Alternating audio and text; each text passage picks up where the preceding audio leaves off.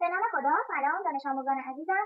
رسیدیم به صفحه 110 از کتاب ریاضی در ادامه مبحث تفریق در جدول ارزش مکانی. کار در کلاس ما گفته با توجه به شکل حاصل تفریق‌ها را به دست آورید یا برای تفریق‌های داده شده شکل بکشید. خب ببینید بچه‌ها، ما اینجا چند تا هزار تایی داریم؟ 3 تا.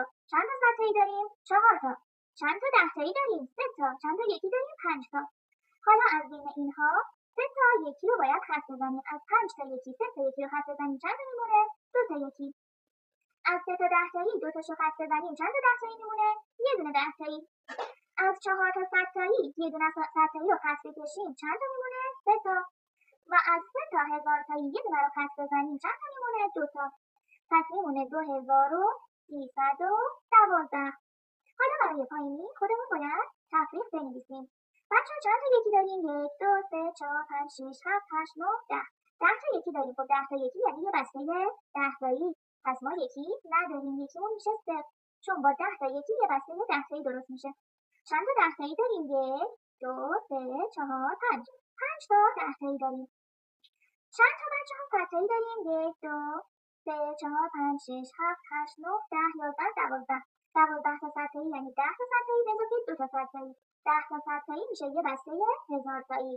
پس 10 تا 100 تایی رو میذاریم داخل یک بسته و تبدیل میشه به یک بسته 1000 تایی. پس چند تا 100 تایی میمونه اینجا؟ 2 تا. چند تا 1000 تایی؟ باز هم 2 تا. حالا می‌خوایم منها کنیم. بچه‌ها خودش از یکی‌ها یه دونه رو خط زده. از 10 تایی‌ها 2 تا رو خط زده. ما هم می‌نویسیم یه 10 تایی. از 100 تایی‌ها چند تا رو خط زده بچه‌ها؟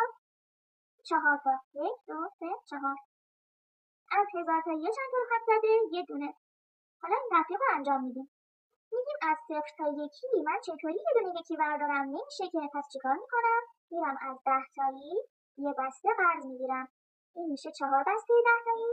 یه بسته 10 تایی میدیم به یکی ها میشه 10 تا یکی. یه بسته 10 تایی میشه 10 تا یکی. 10 تا یکی رو منهای 1 میکنم میمونه 9 تا یکی. حالا از 4 تا 10 تایی که باقی مونده بود برامون چون یه دونه‌شو دادیم به یکی ها 2 تا خط میزنیم چند تا میمونه؟ 2 تا.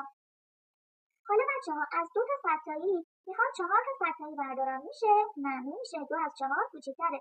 پس چیکار کنیم؟ میریم از 1000 تایی ها قرض میگیریم.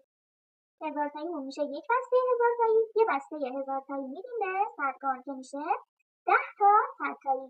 10 تا 100 تایی به اضافه 2 تا 100 تایی میشه 12 تا 100 تایی. از 12 تا 100 تایی 4 تاشو برمی‌داریم میمونه 8 تا. ببینید بچه‌ها اینجا یه بسته 100 تایی رو یه بسته 1000 تایی رو باز کرده و داده به 100 تایی‌ها که شده 10 تا 100 تایی به اضافه این 2 تا 100 تایی میشه 12 تا کلاً 100 تایی. حالا از 12 تا 100 تایی 4 تاشو خط می‌زنیم چند تا میمونه؟ 8 تا. از یه دونه 1000 تایی یه دونه کم کنیم میشه 0. پس جوابمون میشه 829. میرسیم به قسمت بعدی. بچه‌ها باز هم از روش تکنیکی استفاده می‌کنیم. پس از سمت راست شروع می‌کنیم. از 2 یه دونه برداریم میشه 1. از یه دونه 10 تایی نمیتونیم 5 تا 10 تایی برداریم. چیکار می‌کنیم؟ از 100 تایی می‌گیریم. 100 تاییمون 5 میشه 4. 10 تاییمون میشه 11. 10 به اضافه یه دونه هم خودش داشته میشه 11. از 11 5 تا برداریم میشه 6. از 4 تا 100 تایی 3 تا 100 تایی برداریم میمونه یه دونه 100 تایی. از 2 تا 1000 تایی یه دونه 1000 تایی برداریم میمونه یه دونه 1000 تایی. پس جواب میشه 1161. تفریق بعدی از 9 تا یکی 6 تا یکی برمی‌داریم میمونه 3 تا یکی. از 5 تا 10 تایی 5 تا 10 تایی برداریم یعنی کلش رو برداشتیم پس میشه 0. از 4 تا 100 تایی 3 تا 100 تایی برداریم میمونه یه دونه 100 تایی. و از 3 تا 1000 تایی 2 تا 1000 تایی برداریم میمونه یه دونه 1000 تایی. جوابمون میشه 1103. میرسیم به کامل کن.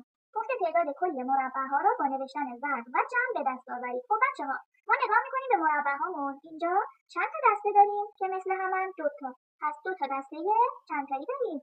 آفرین به شما. 2 تا دسته 4 تایی داریم. 2 تا دسته 4 تایی داریم. به اضافه چند تا دسته دیگه داریم که با هم مشابهن. 1 2 3 4 5. 5 تا دسته داریم. در هر دسته 3 تا مربع. 2 4 تا میشه 8 تا. به اضافه 5 3 تا میشه 15 تا. 8 به اضافه 15 میشه 23. حالا سوال دو گفته حاصل عبارت‌ها را به دست آورید. بچه‌ها اول داخل پارانتزها رو به دست میاریم. حتما یادتون باشه اول داخل پارانتز جوابشون رو به دست میاریم بعد کل عبارت. 7 به اضافه 2 میشه 9. پس میشه 4 و 9. 4 9 تا 36 تا. 7 منهای 5 میشه 2. 8 منهای 3 میشه 5. پس میشه 2 و 5. 2 5 تا 10 تا. 3 به اضافه 5 میشه 8. 8 و 8 میشه 8 8 تا 64 تا. 8 تقسیم بر 4 میشه 2. 2 4 تا 8 تا. 7 بر 5 میشه 37 5 تا 35 تا. 2 به اضافه 35 میشه 37. خب دوستان گلم درس امروزمون به پایان رسید. امیدوارم که خوب یاد گرفته باشین. تا جلسه بعد شما رو به خدای بزرگ میسپارم. خدا نگهدار.